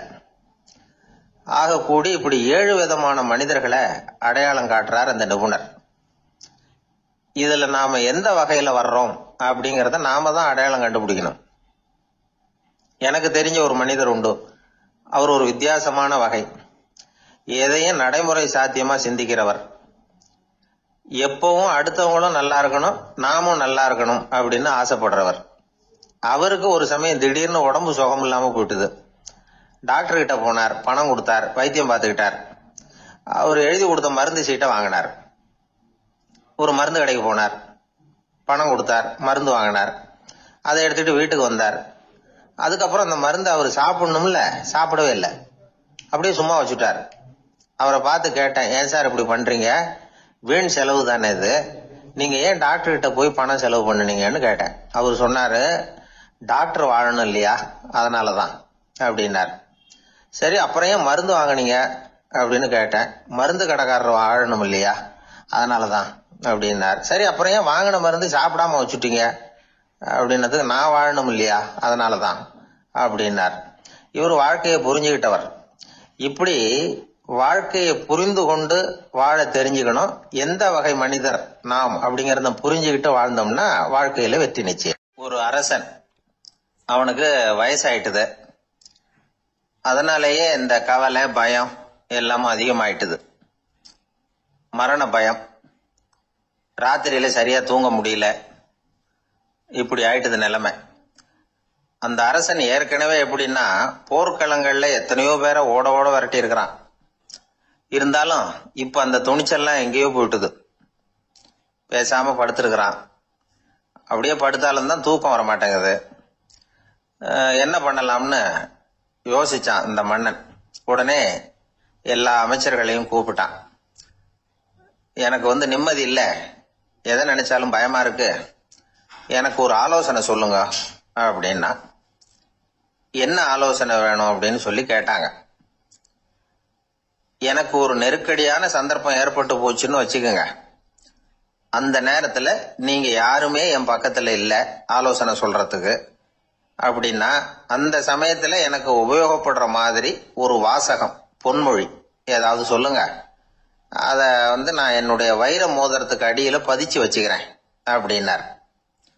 தேவைப்படுறப்ப உதவும் அப்படிங்கறதுனால. அவர் போட்டிருந்த மோதிரமும் அதுக்கு தகுந்த மாதிரியே திறந்து மூடுறது மாதிரி அமைஞ்சிருந்தது. ஏதாவது வாசகம் எழுதுனா உள்ற வச்சுக்கலாம், அதுக்கான வசதி அதுல இருந்தது. அமைச்சர்கள்லாம் யோசனை பண்ணாங்க, இது மாதிரி ராஜா கேட்கிறாரே, என்ன வாசகம், அதாவது பொன்மொழி சொல்லலாம் அப்படின்னு எல்லாரும் யோசனை பண்ணாங்க. ஒருத்தருக்குமே சரியா தோணல, ஒரே குழப்பமா இருந்தது. ஏன்னா நெருக்கடியான சமயத்துல உபயோகப்படுறது மாதிரி ஒரு பொன்மொழி வேணும்னு சொல்லியிருக்கிறார். அப்படி இப்படி யோசிச்சு பார்த்தா ஒண்ணுமே தோணல. எல்லாரும் குழம்பிக்கிட்டு இருந்த நேரத்துல ஒரு பெரியவர் அந்த பக்கமா வந்தார். அவர் சொன்னார், நான் வேணும்னா அதுக்கு பொருத்தமா ஒரு வாக்கியம் சொல்றேன், ஆனா ஒரு நிபந்தனை. அதை யாரும் ரொம்ப ஆர்வம் காரணமா அவசரப்பட்டு படிச்சிடக்கூடாது. அதை ரகசியமா அந்த மோதிரத்துக்குள்ள எழுதி வச்சுக்கணும். எப்பவாவது இக்கட்ல மாட்டிக்கிற சமயத்துல மட்டும் வேற வழியே இல்லை அப்படிங்கிற நிலைமையில மட்டும்தான் அதை திறந்து பார்க்கணும். அப்படி நீங்க இருக்கிறதா இருந்தா நான் அதை சொல்றேன் அப்படின்னாரு அந்த பெரியவர். சரின்னு ஒத்துக்கிட்டாங்க எல்லாரும். அதே மாதிரி அவர் ஒரு வாக்கியத்தை சொன்னார். அவர் சொன்ன வாக்கியத்தை ரகசியமா மோதிரத்துக்குள்ள பதிச்சு மூடியாச்சு. ராஜா அதை விரல்ல மாட்டிக்கிட்டார். கொஞ்ச நாள் ஆச்சு. அந்த ராஜாவுக்கு ஒரு சோதனை வந்தது. என்ன சோதனைன்னா, அடுத்த நாட்டு மன்னன் படையெடுத்துட்டு வந்துட்டான். அவன் இவர்கிட்ட ஏற்கனவே தோத்து போனவன், ஒரு வெறியில வந்திருக்கிறான். தோற்று போனவன் மறுபடியும் சண்டைக்கு வந்தா எப்படி வருவானோ அப்படி வர்றான். ஒரு வெறியில வந்தா ஜெயிச்சுட்டான். என்னாச்சு, இவரோட நிலைமைன்னா நாட்டை இழந்துட்டார், எல்லாத்தையும் இழந்துட்டார். கடைசியா ஒரு அடிபட்ட குதிரையில ஏறி தப்பிச்சு போயிட்டார், வேற வழி இல்லைன்னு. பின்னாடி துரத்திக்கிட்டு வராங்க. இவர் ஒரு மலை உச்சிக்கு போயிட்டார். அதுக்கும் அப்பால போக முடியாது, ஏன்னா அந்த பக்கம் பயங்கர பள்ளம். உல்லாச பயணிகள் கண்டு கழிக்கிற இடம் அது. ஆனா இவருக்கு அது சாவு பயணத்தின் வாசல், திரும்பவும் முடியாது. அவ்வளவு குறுகிய பாதை அது, வேற வழியே இல்லை. இந்த நேரம் சூரிய ஒளி மோதிரத்துல பட்டு மின்னிச்சு. உடனே இவருக்கு ஞாபகம் வந்தது. மோதிரத்தை திறந்து படிக்கிறார். அதுல இருந்த வாசகம், இந்த நிலையும் மாறிவிடும், this too will pass away. அவருக்கு ஒரு தைரியம் வந்தது. பின்னாடி வந்தவங்களும் திசை மாறி வேற எங்கேயோ தேடி போயிட்டாங்க. அவங்க விரட்டிக்கிட்டு வரலன்னா இவ்வளவு அழகான ஒரு இடம் இருக்கிறதே எனக்கு தெரியாம போயிருக்குமேன்னு நினைச்சார். இவ்வளவு அழகை ரசிக்கிறதுக்காக ஒரு நாட்டையே கூட இழக்கலாம்னு தோணுச்சு அவருக்கு. அமைதியா அந்த அழகை ரசிச்சார். எதிரிகள்லாம் எங்கேயோ போயிட்டாங்க. மன்னர் நாடு திரும்பினார். மறுபடியும் படைகளை திரட்டினார். கொஞ்ச நாள்ல படை எடுத்துக்கிட்டு போனார். யாருகிட்ட தோத்து போனாரோ அவரையே வெற்றி கண்டு திரும்பி வர்றார். வரவேற்பு விழா பிரமாவப்படுது. ஆடல் பாடல் கோலாகலம். இதை பார்த்தது அந்த ராஜாவுக்கு தலகால புரியல. நம்மளை இனிமே யாராலையும் ஜெயிக்க முடியாதுன்னு நினைச்சார். அகம்பாவம் லேசா எட்டி பார்த்தது. இப்ப மறுபடியும் சூரிய ஒளிப்பட்டு மோதிரம் மின்னிச்சு. அதை திறந்து மறுபடியும் படிக்கிறார். இந்த நிலைமையும் மாறிவிடும், this too will pass away. அவ்வளவுதான். அவர் மனசு அடங்க ஆரம்பிச்சுட்டது. ஆணவம் போயிட்டுது. இதுல இருந்து நாம தெரிஞ்சுக்க வேண்டியது என்னன்னா, எந்த சூழ்நிலையிலையும் நாம கவலைப்பட வேண்டியதில்லை. ஏன்னா இங்க எதுவுமே நிரந்தரம் இல்லை. அந்த ராஜா மாதிரியே நம்ம ஆளு ஒருத்தன் ஒரு மோதிரம் போட்டிருந்தான். அதுக்குள்ள அவன் எழுதி வச்சிருந்த வாசகம், எதுக்கும் கவலைப்படாதே அப்படிங்கிறது தான். ஒரு நாள் பயங்கரமான கவலையோட உட்காந்துருந்தான். பக்கத்துல இருந்தவங்க சொன்னாங்க, இது மாதிரி சந்தர்ப்பத்துலதான் நீ உன் மோதிரத்தை திறந்து பார்க்கணும்னாங்க. இவனுக்கு கவலையோட எரிச்சலும் சேர்ந்துக்கிட்டது. அது எப்படி முடியும், இப்ப திருட்டு போனது என்னோட அந்த மோதிரம் தானே அப்படின்னு சொல்லிவிட்டு தலையில கை வச்சுட்டு உட்காந்துட்டான். இப்படி எல்லாம் சொல்றது உண்டு. இருந்தாலும் நாம எந்த